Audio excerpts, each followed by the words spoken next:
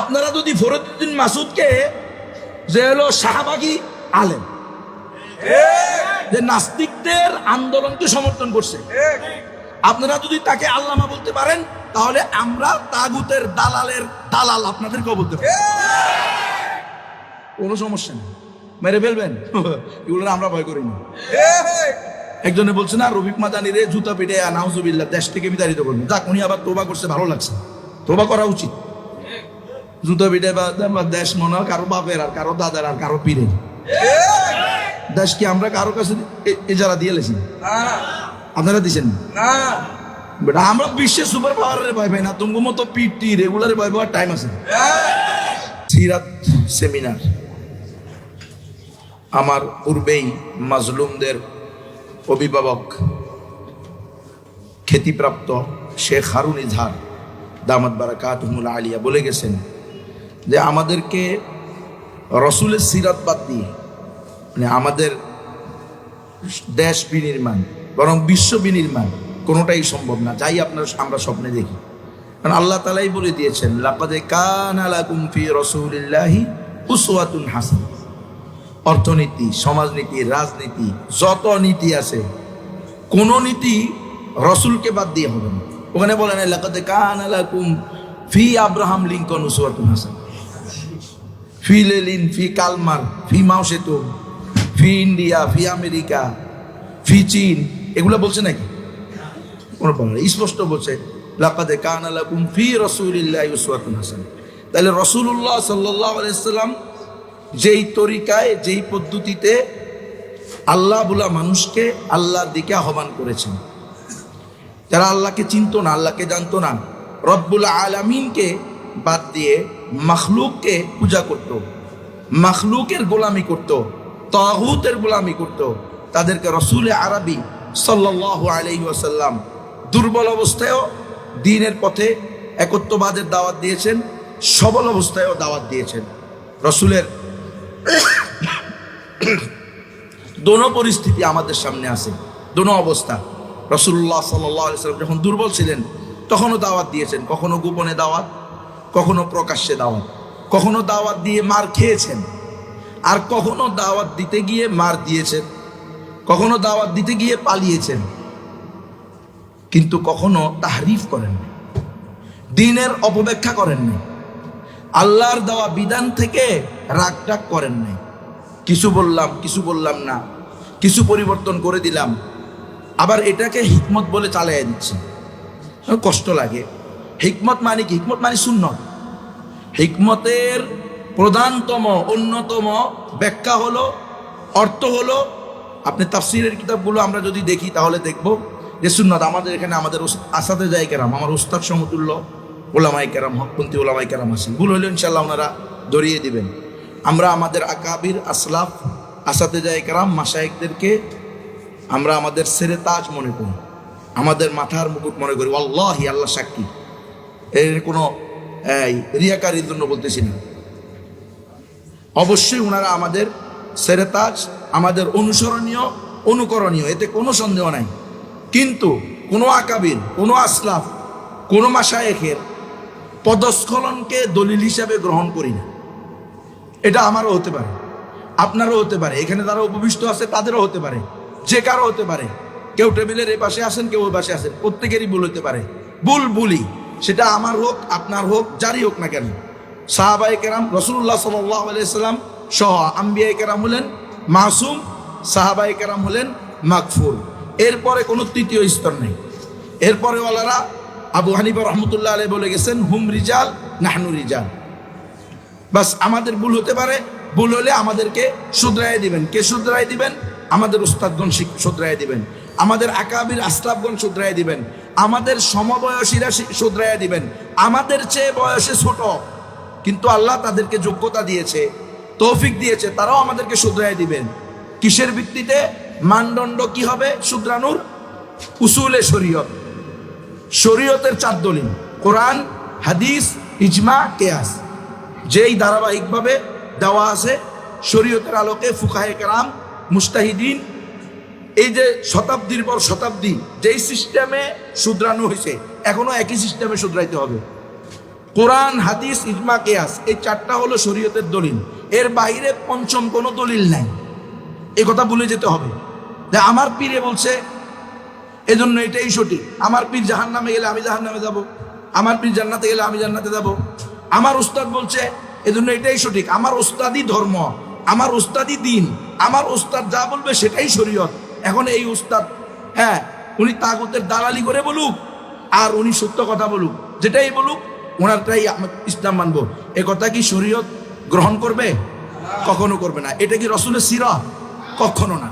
তাহলে সিরাত থেকে আমাদের শিক্ষা নিতে হবে যে আমরা আমাদের জীবনকে 100% রাসূলুল্লাহ সাল্লাল্লাহু আলাইহি ওয়াসাল্লামের মাধ্যমে আল্লাহ তাআলা যে জীবন বিধান দিয়েছেন সেই অনুযায়ী পরিচালিত করব। এটা ওই অনুযায়ী পরিচালিত করতে গেলে রসুলের যেই বিপদ মুসিবত আসছে সেই বিপদ মুসিবত আমার উপরেও আসতে পারে। এটার জন্য আমাকে প্রস্তুত থাকতে হবে ইনশাআল্লাহ। আর আমি শুধু মিষ্টি খাওয়ার সময় প্রস্তুত আছি। আমাকে যদি চেয়ারম্যান বানায় দেন তাহলে আমি প্রস্তুত আছি, কিন্তু আমার যদি জেলে যাইতে হয় তাহলে আমি প্রস্তুত নই। সভাপতি আমাকে বানায় দিবেন, চেয়ারম্যান আমাকে বানায় দিবেন, এতে আমি প্রস্তুত আছি। আমাকে যোগশ্রেষ্ঠ আলেম বলবেন, এতে আমি প্রস্তুত আছি। আমাকে এসি গাড়িতে নিয়ে, হ্যাঁ, ভিআইপি প্রোগ্রাম করিয়ে পকেট ভরিয়ে দিবেন, পেট ভরিয়ে দিবেন, এতে আমি রাজি আছি। কিন্তু আল্লাহর দ্বীনের জন্য আমি আমার স্ত্রীকে বিধবা করতে রাজি নাই, আমার সন্তানকে এতিম করতে রাজি নাই। আমার সমাজ থেকে প্রয়োজনে আমি অবাঞ্ছিত হব, কিন্তু আমার রসুলের ইজ্জত আমি নষ্ট হতে দিব না। এই চিন্তা আমার ভিতরে কেন আসবে? এটাও তো রসুলের সিরাত, এটাও তো রসুলের সুন্নাহ। তাহলে রসুলের সিরাত থেকে আমাকে এটা নিতে হবে। এখানে আজকে বলা হয়েছে যে দেখেন, এই যে দেখছেন কত বড় হেকমতওয়ালা আমাদের ছাত্র আন্দোলনের কারা, বৈষম্য বিরোধী ছাত্র আন্দোলনের সমন্বয়কেরা, তারা আল্লাহু আকবার কি হেকমত দেখাইছে। আসলে এরা হলো আপাদমস্তক শিবির, আর এতদিন ছিল কি আওয়ামী লীগ। এটা যদি হেকমত করতে পারে তো আপনারা আমাদের হেকমতকে কেন মানেন না? আমরাও তো হেকমতের জন্য গণতন্ত্র নিছি। নাউজুবিল্লাহি মিন যালিক। কোথায় আশরাফ আলী আর কোথায় সুতারগাঁও, হ্যাঁ, কোথায় আগরতলা আর কোথায় উগিরতলা। এগুলো আমরা এলাকার ভাষা, আর কি ওস্তাদজি বুঝবেন, আমাদের সবাই যারা বাপ ডাকে উনি বুঝবে, আশেপাশের বাড়ি তো আমাদের। এগুলো কোনো কথা? ছাত্র আন্দোলন ওয়ালারা তাদের এটাকে এই পর্যন্ত নিজেরা কোনোদিন জিহাদ বলছে? আপনি তো এটার ভিতরে শরীর হয়ে নিজেকে আমিরুল মুজাহিদিন ঘোষণা দিয়ে দিয়েছেন, এটার এই জিহাদ ঘোষণা করতেছেন, আবার বলতেছেন এটা দ্বারা প্রমাণিত হয়েছে। আর জিহাদের সশস্ত্র জিহাদের কোনো প্রয়োজন নাই। মানুষের শক্তি হলো সবচেয়ে বড় শক্তি, জনগণের শক্তি। ইন্না লিল্লাহি ওয়া ইন্না ইলাইহি রাজিউন। আমি ক্ষমা প্রার্থী, সমালোচনার জন্য বলতেছি না।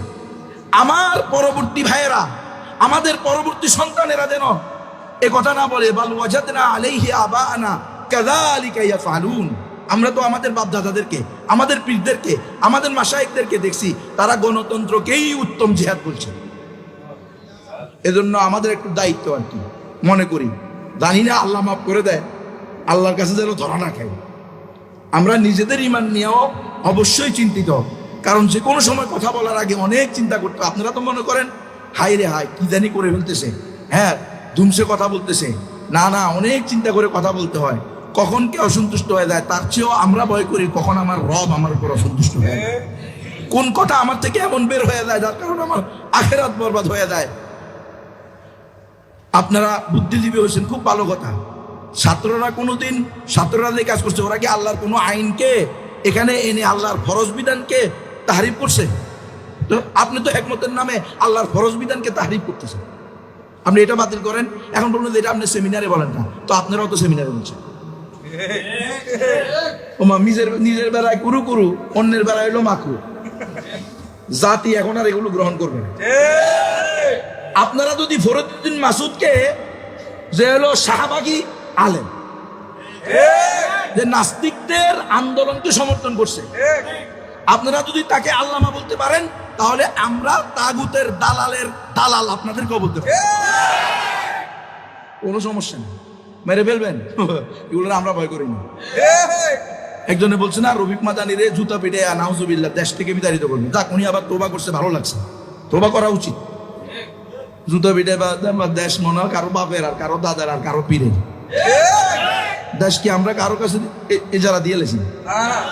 আপনারা দিচ্ছেন না। বেটা আমরা বিশ্বের সুপার পাওয়ারের ভয় পাই না, তুমি মতো পিটি রেগুলার ভয় পাওয়ার টাইম আছে। সুপার পাওয়ার আমেরিকা ভ্যাটিকান সিটিতে আমার বিরুদ্ধে বৈঠক হয়েছে, ভ্যাটিকান সিটিতে যে গুনুবি কেটা উঠে হলে আল্লাহ ইয়াসিমুকা, উঠানোর মালিক কে? যে কয়দিন আমি থাকবো এই কয়দিন আমরা, আমার হায়াতে এখন বোনাস। আমাকে যখন গুম করছে 3 বার কালিমা পড়াইছে, এখন তোমাকে খরচ পাই দেওয়া হবে। কালিমা পড়ছি কেন? এই জন্য পিঠেছে। তো পিটাইলে লাভটা কি? স্বর্ণ পিটাইলে কি এটা নষ্ট হয়? আরো কাটি হয়। মোমেনদের সিবতি এটা, ইমানদারদের সিবতি এটা। যত পিটানি পিটাক, এরা দিন ইমানের বিরুদ্ধে, ইসলাম বিরুদ্ধে যাবেন। আল্লাহ আমাদেরকে বুঝার তৌফিক দান করেন। রাসূলুল্লাহ সাল্লাল্লাহু আলাইহি সাল্লামের হিকমত স্পষ্ট। রাসূলকে আল্লাহ দায়িত্ব দিয়েছেন দাওয়াত পৌঁছান, রাসূল দাওয়াত পৌঁছাইছে। গোপনে যখন রাসূল দিয়েছেন, আল্লাহ বলছে না ওয়া আনদির আশিরাতাকাল আকরাবিন, শুধু গোপনে দিলে হবে না, তোমার নিকটতম আত্মীয়দেরকেও তোমাকে দাওয়াত দিতে হবে। নিকটতম আত্মীয় কারা? না আবু জাহাল, আবু লাহাব, উতবা, সাইবা, ওই জামানার সবচেয়ে বড়, হ্যাঁ বড় বড় আকাবির, সবচেয়ে বড় বড় শয়তানিগুলো। ওই সময়ের আকাবির মানে বড় বুঝে দিচ্ছি, ওই সময়ের বড়। ওই সময়ে আবু জাহাল, আবু লাহাব, উতবা, সাইবা এরা বড় ছিল না?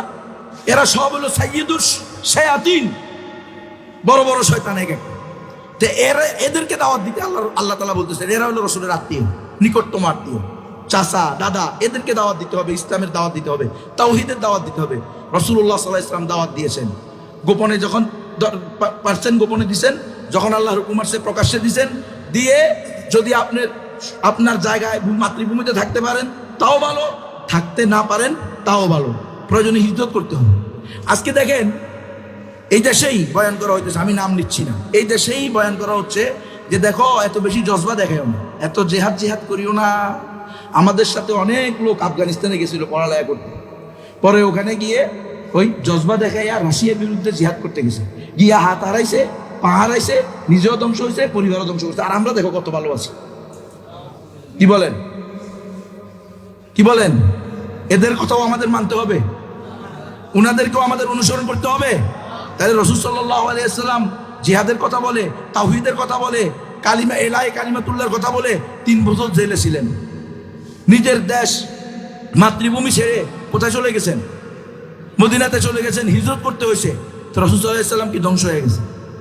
সাহাবায়ে কেরাম জিহাদের ময়দানে হাত হারায় নাই, পা হারায় নাই, রাসূল সাল্লাল্লাহু আলাইহি ওয়াসাল্লাম জেল খাটেন নাই, সাহাবায়ে কেরাম খাটেন নাই, আবু হানিফা, ইবনে তাইমিয়া সবাইকে জেল খাটেন নাই, আহমদ ইবনে হাম্বল জেল খাটাই যদি কি হইতো, জেলে যাওয়াই যদি নাকাম হইতো, তাহলে তো সবার আগে রাসূলকে নাকাম বলতে হবে। নাউযুবিল্লাহি মিন যালিক। আল্লাহ আমাদেরকে বুঝার তৌফিক দান করেন। রাসূলুল্লাহ সাল্লাল্লাহু আলাইহি ওয়াসাল্লামের সিরাকে আমাদেরকে পুঙ্খানুপুঙ্খভাবে মুতালা করে এটাকে নিজেদের জেহেনে ঢুকিয়ে জীবনের সাথে বাস্তবায়িত করতে হবে। রাসূলের সিরা পড়বো, সাহাবায়ে কেরামের জীবনী পড়বো, কোরআনকে মূলনীতি ধরে এর আলোকে সিরা এবং সাহাবাদের জিন্দেগি থেকে আমাকে মিলাইব যে আমার ব্যক্তিগত জীবন, পারিবারিক জীবন, সামাজিক জীবন, রাষ্ট্রীয় জীবন, আন্তর্জাতিক জীবন, সব কিছুর মধ্যে সিরা, কোরআন, সিরা এবং সাহাবায়ে কেরামের জীবনের সাথে মিলে কিনা। যদি মিলে আলহামদুলিল্লাহ ফাবিহা, যদি না মিলে তাহলে আমাকে দ্বিতীয়বার চিন্তা করতে হবে। আমি যতই ইসলামী দলের নাম দিই না কেন, আমি যতই বড় বক্তা হই না কেন, আমি যতই বড় শাইখুল হাদিস হই না কেন, আমি যতই দেশের বড় মোডল হই না কেন, আমাকে মানতে হবে, আমাকে বিশ্বাস করতে হবে আমার সফলতা, আমার কামিয়াবি, আমার একমাত্র দুনিয়া আখিরাতের সফলতার চাবিকাঠি হলো আল্লাহর হুকুম, রাসূলের সুন্নাহ। এর বাইরে আর কোনো তরিকা নাই, আর কোনো পন্থা নাই, আর কোনো রাস্তা নাই। তো রাসূলের সিরার মধ্যে অন্যতম একটা কাজ হলো অমুসলিমদের মাঝেও দাওয়াত দেয়। কি বলে? আমরা কি এই কাজটা করি? আমরা বেমালুম এই কাজটা ভুলে গিয়েছি। অমুসলিমদেরকে ইসলামের দাওয়াত দেওয়া। আমরা বিশ্বাস করি ইসলাম একমাত্র সঠিক ধর্ম, মুসলমান ছাড়া আর কেউ জান্নাতে যাবে না, ইমানদার ছাড়া আর কেউ জান্নাতে যাবে না, এটা আমাদের ইয়াকিন, এতে কোনো সন্দেহ নাই। আর আল্লাহ তাআলা এটাই বলছেন, হ্যাঁ, ইন্নাদ দীনা ইনদাল্লাহিল ইসলাম ওয়া মান ইয়াবতাগি গায়রাল ইসলামি দীনান ফালান ইউকবালা মিনহু ওয়া হুয়া ফিল আখিরাতি মিনাল খাসিরিন। যে ব্যক্তি ইসলাম ছাড়া অন্য ধর্ম গ্রহণ করবে সেটা আল্লাহর নিকট গ্রহণযোগ্য না, এবং সে কাল কিয়ামতের মাঠে চিরস্থায়ী ক্ষতিগ্রস্তদের মধ্যে অন্তর্ভুক্ত হবে। তাহলে আজকে যে সারা দুনিয়ার মধ্যে 900 কোটি মানুষ আছে মতান্তরে, কম বেশি যা হতে পারে। এই 900 কোটির ভিতরে 150 থেকে 200 কোটি মুসলিম, আর 500 থেকে 550 কোটি, 600 থেকে 650 কোটি কি অমুসলিম। এই অমুসলিমদেরকে দ্বীনের দাওয়াত, তাওহীদের দাওয়াত, কালিমার দাওয়াত কারা দিন? এই উম্মতের উলামায়ে কেরাম, এই উম্মতের প্রত্যেক মুসলমানের দায়িত্ব এটা। আমভাবে, খাসভাবে উলামায়ে কেরামের দায়িত্ব, বিশেষভাবে সকল মুসলমানের দায়িত্ব।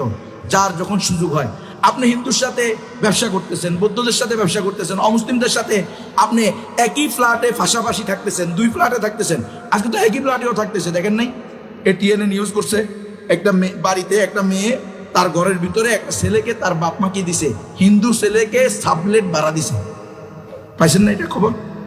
পরে ওই ছেলে এই মেয়ের সাথে প্রেম করছে, করে 2 বছর তাকে শারীরিকভাবে ভোগ করছে, বিয়ে করবে বলে। সে মুসলমান হয়ে যাবে এবং একে বিয়ে করবে।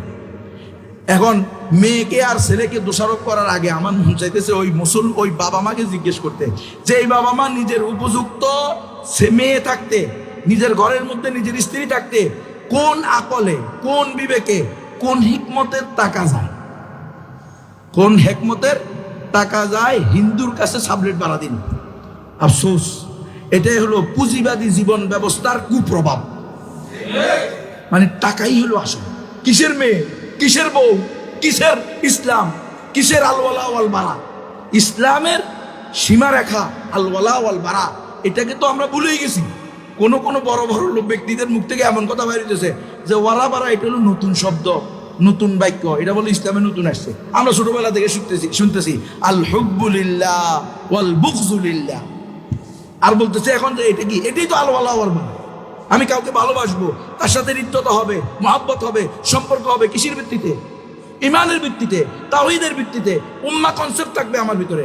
আজকে এটা না হয়ে এই দেখেন আমাদেরকে এই গণতন্ত্র, আমি যে বারবার বলি, গণতন্ত্র দিয়ে আমাদের মোল্লাদেরকেও আমাদের অজান্তে সেকুলার বানায় ফেলছে।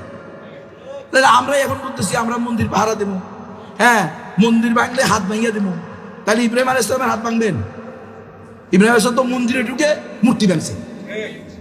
قد كانت لكم أسوة حسنة في إبراهيم والذين معه। তো ইব্রাহিম আলাইহিস সালামের ভিতরে আপনার জন্য আদর্শ আছে। ইব্রাহিম আলাইহিস সালাম কি করছেন? এগুলো হলো যে গণতন্ত্রের বিস্ফল, বিষক্রিয়া, গণতন্ত্রের কুপ্রভাব। আপনি গণতন্ত্র করলে কোনো না কোনোভাবে ইনিয়ে মিনিয়ে আপনাকে সকল ধর্মের প্রতি কি দেখাইতে হবে? সহমর্মিতা। অথচ আল্লাহ শিক্ষা দিতেছেন ওয়াবাদা বাইনানা ওয়া বাইনাকুমুল আদাওয়াতু ওয়াল বাগদাউ আবাদা হাত্তা তুমিনু বিল্লাহি ওয়াহদা। একটাই রাস্তা, তোমাদের সাথে আমাদের হৃদ্যতা, আন্তরিকতা, অন্তরঙ্গ বন্ধুত্ব কখনো হবে না।